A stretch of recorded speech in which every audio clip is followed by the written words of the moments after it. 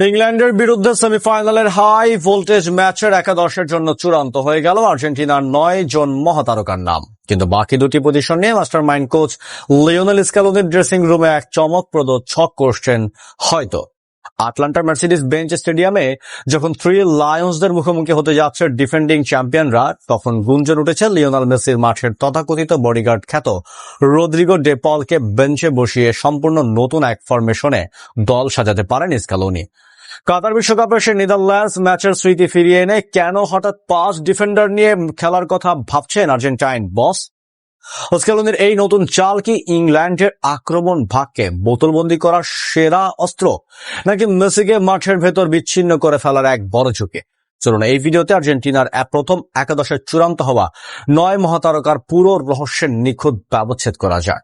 তাহলে দেখতে থাকুন বন্ধুরা। 2026 ফিফা বিশ্বকাপের আর্জেন্টিনার সেমিফাইনালের এই পথটা কিন্তু মোটেও মসৃণ ছিল না।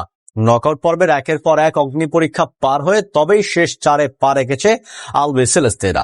শেষ 32-এর ম্যাচে কেপ ভার্দেকে হারাতে তাদের অতিরিক্ত সময় লেগেছিল। শেষ 16 ম্যাচে মিশরের বিপক্ষে রূপকথার মতো শেষ মুহূর্তে প্রত্যাবর্তনে জিততে হয়েছে।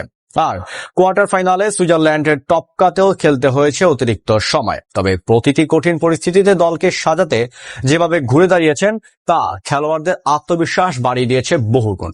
বিশেষ করে অধিনায়ক লিওনেল মেসি 6 ম্যাচে 8টি গোল করে কিলিয়ান এমবাপ্পের সাথে গোল্ডেন বুটের দৌড়ের সবার শীর্ষে। আর এবার ফাইনালে ওঠার চূড়ান্ত লড়াইয়ে তাদের সামনে দাঁড়িয়ে শক্তিশালী ইংল্যান্ড। চলুন আর্জেন্টিনার শুরুর একাদশের 9 মহাতারকার রহস্যের উন্মোচন করা যাক। আর্জেন্টিনার প্রথম সারির সংবাদ মাধ্যম ওলের খবর অনুযায়ী স্ক্যালোনির শুরুর একাদশের 9 জন খেলোয়াড়ের জায়গা পাওয়া বলতে গেলে একদম নিশ্চিত। গোলপোস্টের নিচে বিশ্বস্ত দেয়াল এমি মার্টিনেজ, ডিফেন্সে ক্রিস্টিয়ান রোমেরো, লিসান্দ্রো মার্টিনেজ ও নিকোলাস তাগলিয়াফিকো, মিডফিল্ডের 3 নির্ভরযোগ্য মুখ Alexis Mac Allister, Leandro Paredes ও এনজো ফার্নান্দেজ, এবং আক্রমণ ভাগে লিওনেল মেসির সঙ্গে হুলিয়ান আলভারেজ। কিন্তু আসল ধাঁধাটা লুকিয়ে আছে বাকি দুটি পজিশনে।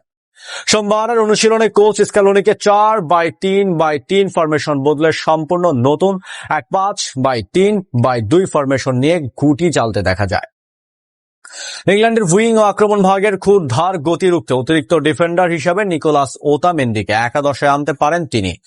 আর তাত্ত্বিকভাবে ওতামেন্দিকে জায়গা করে দিতে কৌশলগত কারণে বেঞ্চে বসতে হতে পারে রদ্রিগো দে পলকে, যিনি টুর্নামেন্ট জুড়ে মেসিকে ফ্রিলি খেলায় লাইসেন্স দিচ্ছিলেন। ইতিহাস ঘাটলে দেখা যাবে স্ক্যালোনি এবারই প্রথম এমন ডিফেন্সিভ ছক করছেন না।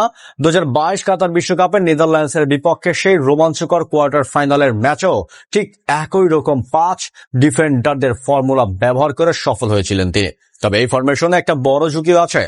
মাঝমাঠে যদি একজন খেলোয়াড় কমে যায় তবে তা ইংল্যান্ডের রক্ষণ ভাগ ভাঙার মিশনে নামা মেসিকে মাঠের মাঝখানে কিছুটা একাকী বা বিচ্ছিন্ন করে ফেলতে পারে।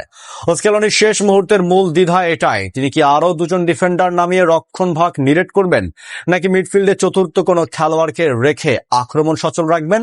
তো বন্ধুরা, ইংল্যান্ডের শক্তিশালী দলের বিপক্ষে রদ্রিগো ডে পলকে বসিয়ে 5-3-2 ফরমেশনে 5 ডিফেন্ডার নিয়ে খেলায় স্ক্যালোনির এই সম্ভাব্য মাস্টার প্ল্যানকে আপনারা কিভাবে দেখছেন? ওতামেন্দিকে যুক্ত করার এই রক্ষণাত্মক কৌশল কি আর্জেন্টিনাকে ফাইনালে তুলবে, নাকি মাঝমাঠের নিয়ন্ত্রণ ইংলিশদের হাতে তুলতে হবে? আপনার মূল্যবান মতামত আমাদের কমেন্ট বক্সে লিখে জানান। ফিফা বিশ্বকাপের সেমিফাইনাল ও ফাইনালের প্রতিটি লাইভ আপডেট এবং ইনসাইড টেকটিক্যাল অ্যানালাইসিস সবার আগে পেতে আমাদের চ্যানেলটি সাবস্ক্রাইব করে বেল আইকনটি অন করুন। দেখা হচ্ছে পরের ভিডিওতে। ধন্যবাদ।